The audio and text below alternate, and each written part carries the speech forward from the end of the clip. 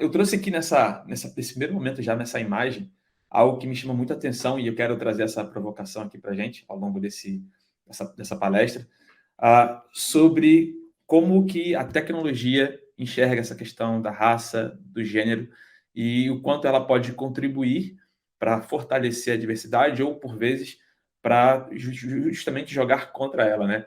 E aí, quando eu estava montando essa apresentação, eu fui buscar no banco de imagens do Google uma imagem sobre inteligência artificial.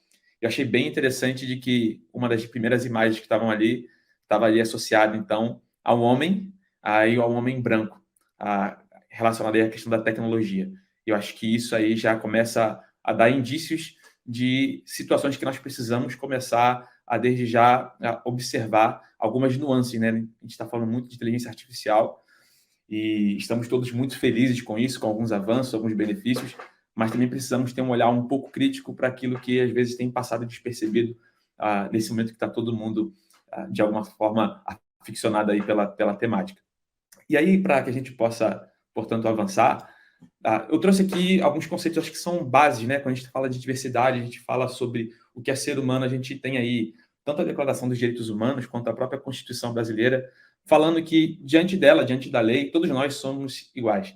E temos aí o direito, né, à liberdade, à segurança. E aí eu botei até num lado ali uma imagem de uma senhora passando, uma pessoa em situação de rua, e a gente começa a observar que, embora, né, a gente tenha leis, artifícios que venham, de alguma forma, assegurar esses acessos, esse direito, o que a gente observa, por vezes, na nossa realidade é justamente o oposto, algo diferente.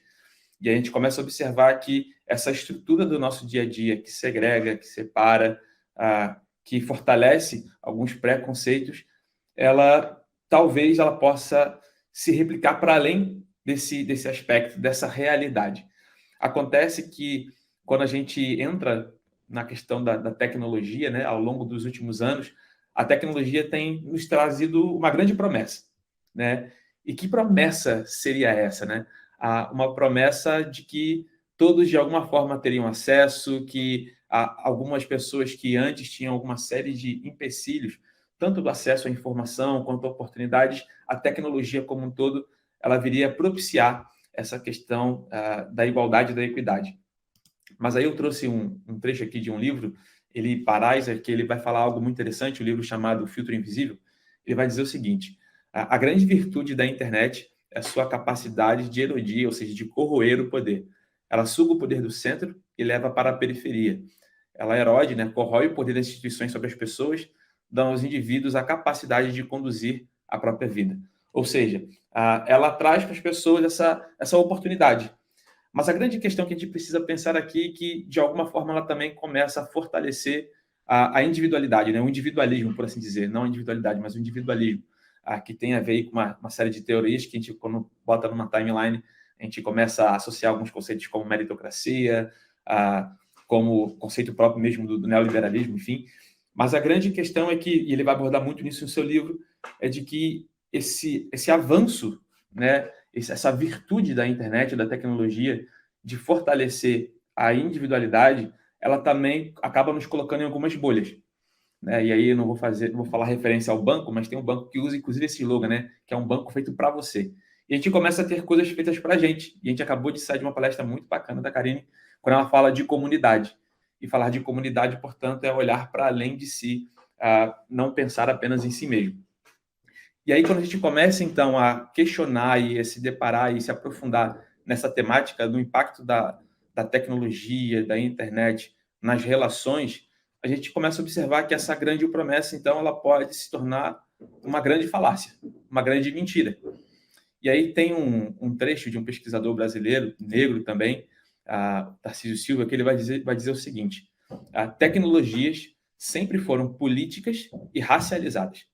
As tecnologias sempre foram políticas e racializadas. Eu comecei a pensar sobre isso, né? Falei, nossa, como é que, de fato, a gente consegue, então, perceber isso? Ou por que a gente não percebe, né? Que algumas coisas, às vezes, acontecem, a gente está tão enviesado, tão nesse automático, que elas passam despercebidas, o que faz com que, em alguns momentos, essa postura de segregação, de preconceito, ela se perpetue. E aí eu comecei a fazer algumas pesquisas, né, dentro dessa temática, e eu encontrei algumas coisas que eu posso provar que, de fato, as tecnologias, elas são políticas e racializadas. E aí eu quero até fazer uma interação com vocês aqui no chat, quem puder colocar. Quando você ouve a palavra enfermagem, né? Qual é a descrição do profissional que vem na sua cabeça? Enfermagem. Se você puder botar no chat aí, coloque aí só para eu poder ver. Aí, uma mulher. Como é que é essa mulher? Já tem gente falando aqui. Legal. Como é que é essa mulher? Enfermagem lembra uma mulher. Ótimo. Mas como que é essa mulher? Me dê mais descrições dela. Vamos lá. Vamos interagir aqui no chat, pessoal. Ela é baixa, ela é pequena. Como é essa mulher? Uma mulher negra, ótimo, Flávia, excelente. A maioria é negra, ótimo, baixa, provavelmente é negra. Legal. Mas observa, a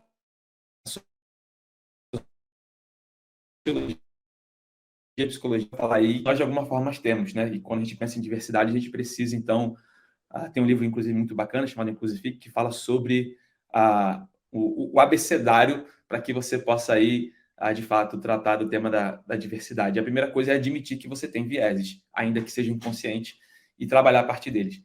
Então, a gente já tem um viés, a gente associou a questão da enfermagem a uma mulher. Uma mulher nessa, como alguns falaram aqui, é uma mulher negra.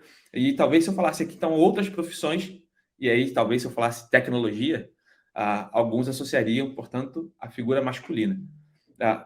O grande ponto aqui, como eu falei anteriormente, no primeiro instante, nós termos consciência que temos esses vieses e entender, então, como trabalhá-los, né? O que fazer a partir desse momento que eu tenho essa percepção acerca de mim mesmo.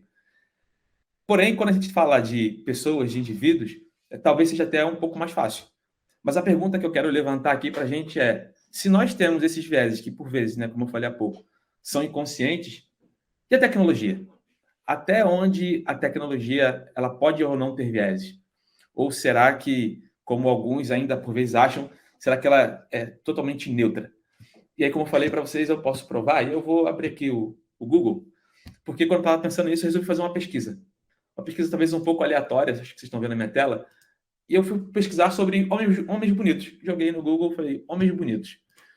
E aí, quando a gente olha aqui o banco de imagens que o Google traz, bem, acho que aqueles que estão podendo olhar aqui esse momento que eu estou partilhando, tirando aqui o Michael B. Jordan, a maior parte desses homens, o que eles têm em comum? Bem, né, para quem está podendo participar, a maior parte dos homens que está aparecendo nessa imagem, eles são brancos. São só homens brancos. E eu fui fazer também, então, uma outra pesquisa. E se a gente colocar mulheres bonitas, o que vai trazer para a gente? Bem, veja, acho que o padrão acaba não sendo muito diferente. Maioria, mulheres e brancas. E a gente pode pensar assim, tá, mas o que isso tem a ver com viés? Bem, e como a tecnologia pode impactar nisso? Acho que a questão toda é, quando a gente fala de beleza, né, quem que define o que é belo? E a filosofia se dedica há tempos a responder sobre isso, né? O que é beleza? Né? Quem define a beleza? Quem parametrizou esse conceito? E por vezes a gente entende que aquilo que é belo, talvez, para a Fabi, não é necessariamente belo para a Sheila, não é belo para mim, porque a beleza em si é um conceito abstrato. Mas quando a gente fala de tecnologia, então você precisa criar algumas referências, né? Alguns proxies ali, para que esse conceito deixe de ser abstrato e ele possa se tornar, então, algo mais palpável. E o que a gente começa a perceber numa simples pesquisa dessa, como fiz aqui com vocês no Google, é que alguns desses proxies, alguns desses parâmetros que a tecnologia usa, ela dizem respeito ao padrão que já vem sendo culturalmente estabelecido. Né? E aí o Wesley colocou aqui, né? Ele bota aqui o que o Google, né, os mecanismos de busca, por vezes colocam a realidade que nós devemos ver. E esse é o grande problema, né? Porque se, como eu falei no início, todos nós temos direito à igualdade, aos acessos, a tecnologia, então, que deveria justamente promover esses acessos, ela pode perpetuar alguns sistemas que segregam e, pior ainda, de maneira que nem todos nós vemos a perceber que estamos tendo esses empecilhos, essas barreiras que vão afetar o nosso dia a dia, né? Porque quando a gente fala de representatividade, de se ver, né, de alguma forma, independente da questão da raça, do gênero, eu gostaria de me ver aqui também sendo representado dentro desse conceito que alguém no Google definiu que é o belo e que vá para além do homem, que vá para além do branco, de poder se enxergar nisso. E aí eu não parei por aí, alguns insights me vieram à mente, e aí eu resolvi fazer uma outra pesquisa. Eu vou trazer aqui também para vocês no ChatGPT. Eu resolvi chegar no ChatGPT e pedir para ele me contar. Talvez hoje ele tenha resolvido mudar aí os seus argumentos, mas eu tenho um backup aqui para mostrar para vocês. Eu resolvi pedir para ele me contar uma história. E vou pedir ele também para me contar a história de novo aqui, né? Quem sabe faz ao vivo. Vamos ver se ele vai me contar essa história, como é que vai ser. Me conte uma história de uma menina pobre.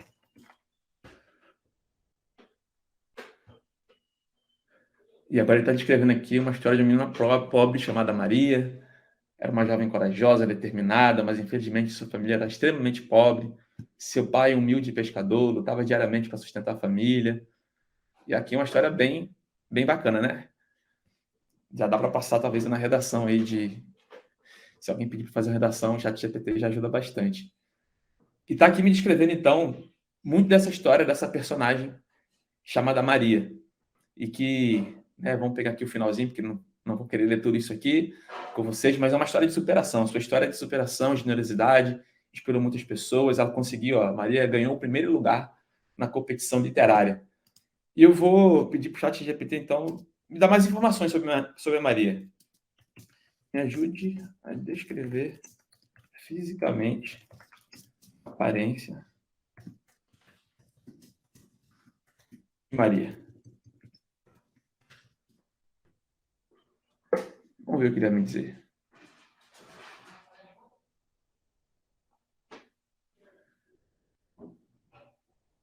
Já, ele começou aqui, me dá uma série de descrições de Maria. E aí, aqui agora uma parte eu acho que bem interessante, e aí que eu falei a questão dos nossos vieses, ele começa a falar que, ó, apesar de sua... aqui, ó, o rosto de Maria era delicado, com traços suaves, uma pele levemente bronzeada pelo sol.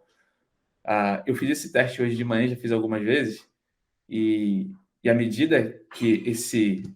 Agora ele até melhorou, tá, gente? Levemente bronzeada pelo sol.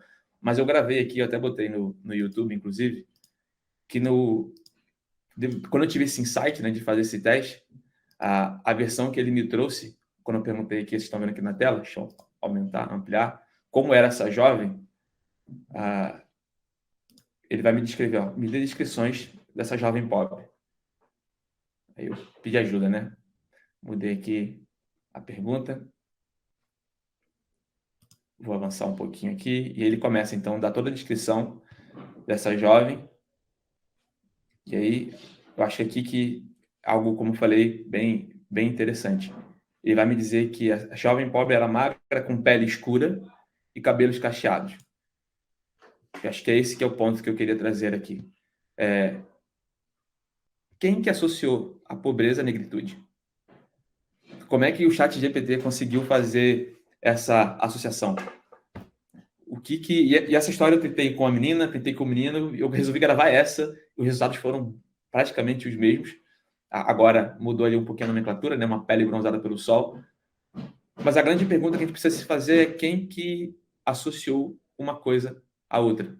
E aí, como eu trouxe anteriormente, a fala de Tarcísio Silva, de fato, a gente começa a perceber que a tecnologia ela é política, ela é racializada e que, por vezes, ela, então, é também excludente, no momento que ela deveria promover ali a igualdade. E aí, quando a gente avança um pouquinho, eu trouxe também um trecho de um livro bem bacana, Algoritmos de Destruição em Massa, que vai dizer o seguinte: os pontos cegos de um modelo refletem o julgamento e prioridades de seus criadores. E alguém até já botou aqui no chat, né? Daniel comentou aqui, né? Quem treina isso? Exatamente, eu acho que essa pergunta, e eu posso então até avançar aqui um pouquinho na apresentação, porque eu vou trazer essa resposta. Né? Na última pesquisa realizada aí pela Preta Lab, cujo título era Quem Coda o Brasil, a gente começa a perceber quem coda não só o Brasil, mas que, obviamente, né, é uma amostra da tecnologia no globo, mas, em sua grande maioria, são homens, são brancos. E aí nós vemos poucas mulheres, poucas pessoas aqui, né, que se enquadram no intersexo. Na época que a pesquisa foi realizada ali, em 18 e 19, não chegavam nem a 1%. Quando a gente fala assim de negros, indígenas, outros, são muito poucos.